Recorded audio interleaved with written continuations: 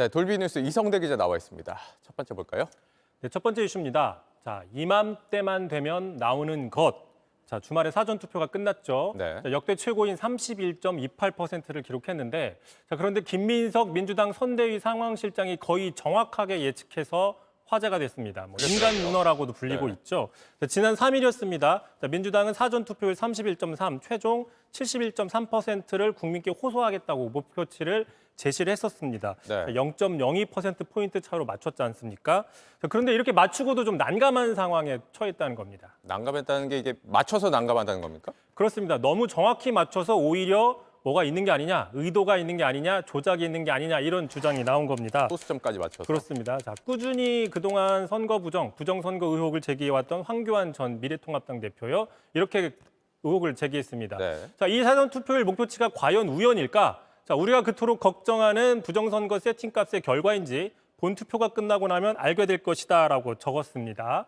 자, 정작 김민석 상황실장은 이에 대해서 그동안의 어떤 데이터들을 기반으로 해서 31% 정도의 예상치에 민주당과 비례정당인 더불어민주연합의 기호를 합쳐서 31.3이라고 예측을 했다. 네. 그러니까 과학적인 분석도 있겠지만 그거보다는 기대를 섞었다. 그래서 우연히 맞았다라는 입장을 내놨습니다. 네. 자, 그러다 보니까 김민석 실장은 이렇게 또 자신의 SNS에 자, 죄송하다, 사전투표율 조작설에 휘말렸다라고 좀 황당한 반응을 보였습니다. 그렇군요.